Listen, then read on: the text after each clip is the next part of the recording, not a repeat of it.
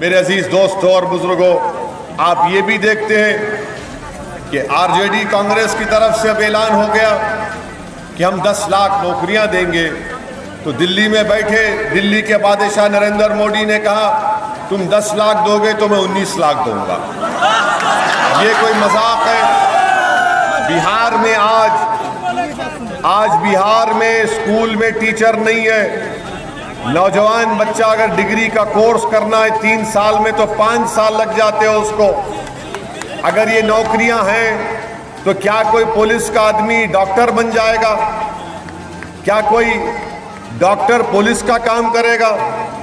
क्या कोई टीचर की नौकरी पर पुलिस वाला जाकर बच्चों को पढ़ाएगा? जब तक बिहार में शिक्षा के लिए काम सही नहीं होगा उस वक्त तक बिहार के बच्चों का मुस्तकबिल रोशन नहीं हो सकता। हम आपसे वादा कर रहे हैं, ये लोग तमाम दूसरी पार्टियां चाहे जेडीयू हो, बीजेपी, आरजेडी, कांग्रेस हो, ये फ्री की बात करते हैं, ये आपको फ्री में मच्छी देने की बात करते हैं। मैं आपसे वादा कर रहा हूं कि हम आपको मच्छी पकड़ने का हुनर सिखा देंगे, वो हुनर आपको कामयाब करेगा।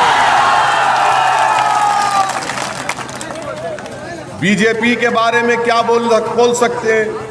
आपके बेगूसराय के एमपी साहब भी हैं, नरेंद्र मोदी हैं, उत्तर प्रदेश के मुख्यमंत्री बिहार को आते हैं और बिहार को आकर बिहार के आपने विकास क्या किया, बीजेपी और जेडीयू ने उसकी बात नहीं करते।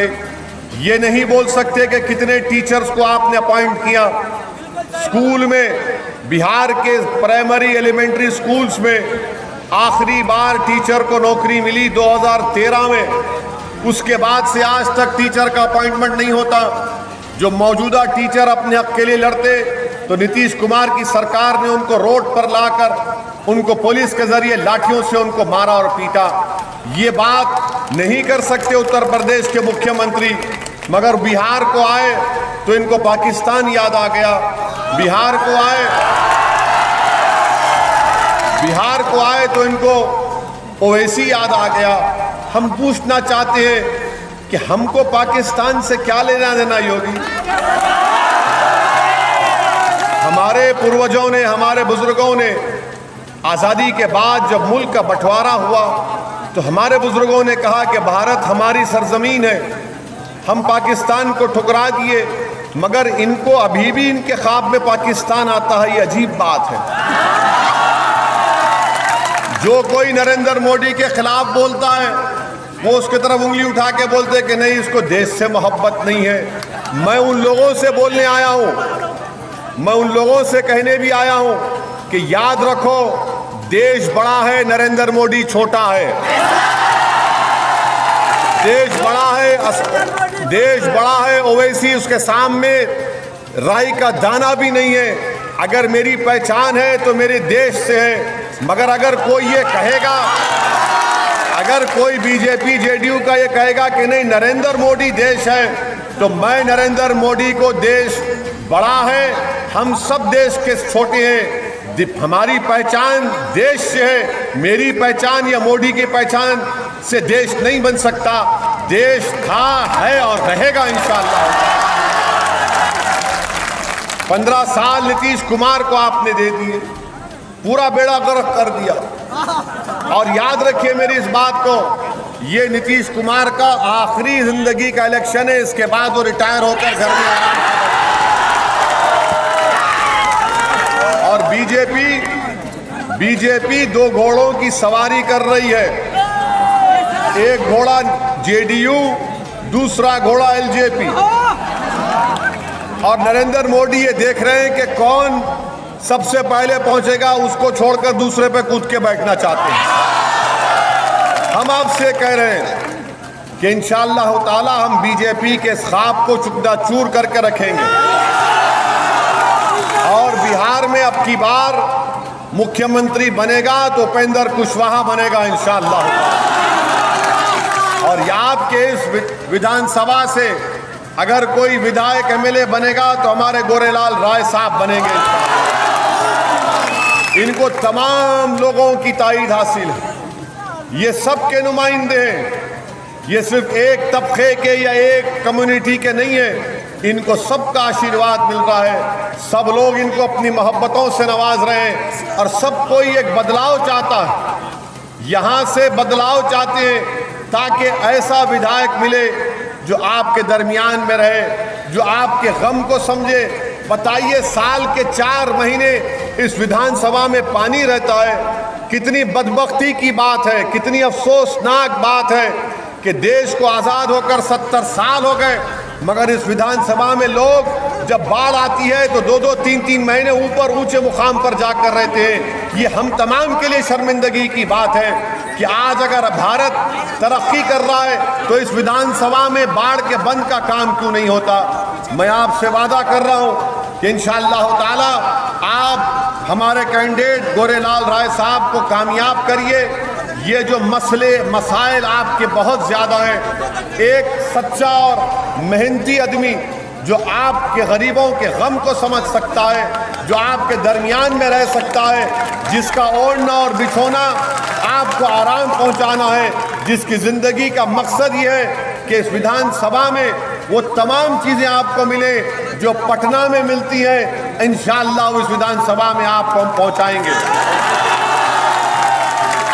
तो मेरी आपसे फिर आखिर में ये भी गुजारिश है कि हमारे विजय पासवान साहब को बकरी से भी कामयाब करिए और हमारी बहन संजू कुमारी जो RLSP के कैंडिडेट हैं, इनको भी कामयाब करिए। मेरी आपसे फिर से गुजारिश है कि इन तीनों की कामयाबी हमारी सेकुलरिज्म की कामयाबी होगी। आपने 15 साल RJD को वोट दिया, उन्होंने कुछ नहीं किया। 15 साल आपने नीतीश कुमार BJP को वोट दिया, आप उनका रिकॉर्ड देख रहे हैं। ये 10 लाख 19 लाख के चक्कर में मत आइए। नरेंद्र मोदी अगर 19 लाख नौकरियों का वादा बिहार में कर रहे हैं तो प्रधानमंत्री से पूछ लीजिए, पहले 15 लाख तो दे दीजिए हमको। जो 1.5 करोड़ नौकरियों का वादा नरेंद्र मोदी ने किया था, कितने नौकरियां मिली अब तक? कुछ नहीं मिला। ये 10 लाख और 19 लाख की बातें करके ये बिहार के गरीब आवाम को चूना लगाने की बातें कर रहे हैं। तो बिहार की जनता बड़ी बाशऊर है, मैं जानता हूँ। और मैं आपको एक बात समझाने के लिए कहना चाहता हूँ कि हैदराबाद हम एक लतीफ़ा है।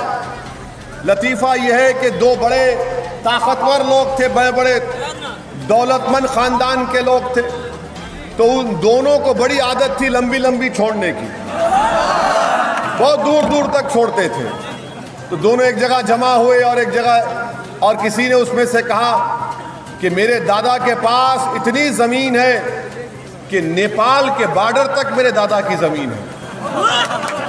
उसने कहा कि मेरे दादा के घर का कमरा इतना बड़ा है कि उसमें वो एक कमरा 4 एकड़ के ऊपर है। फिर उसने कहा कि मेरे दादा के पास एक ऐसी गली है, अगर कोई उस गली में चला गया तो वापस आने तक वो बूढ़ा हो जाता।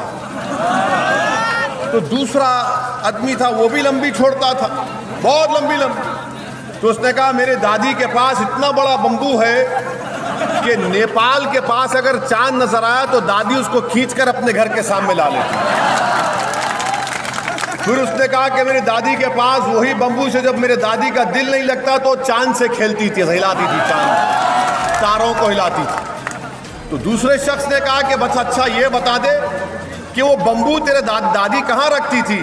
तो उसने कहा तेरे दादा के गली में। तो ये 10 लाख 19 लाख ये सब होने वाले चीज़ें नहीं है। ज़रूरत किस बात की है कि जब बाढ़ आए तो आपको राहत मिले, रोड मिले, स्कूल मिले, डीलर में करप्शन ना हो, शौचालय में करप्शन ना हो, प्रधानमंत्री आवास योजना में करप्शन ना हो, अस्पताल में डॉक्टर हो, कंपाउंडर हो, नर्स हो, दवा हो। ये चीज़ें बुनियादी काम इंशाअल्लाह गोरेलाल यादव साहब करेंगे। मेरी आपसे गुजारिश है कि इनका निशान पतंग है, पतंग छाप पर बटन दबाइए। और हमारी बहन संजू कुमारी जो बेगूसराय से और विजय पासवान बकरी से, इनका निशान सीलिंग फैन है। सीलिंग फैन चलेगा, आसमानों में पतंग भी उड़ेगी इंशाअल्लाह ताला, और बिहार में एक नई तब्दीली आएगी। शुक्रिया, खुदा हाफ़िज़।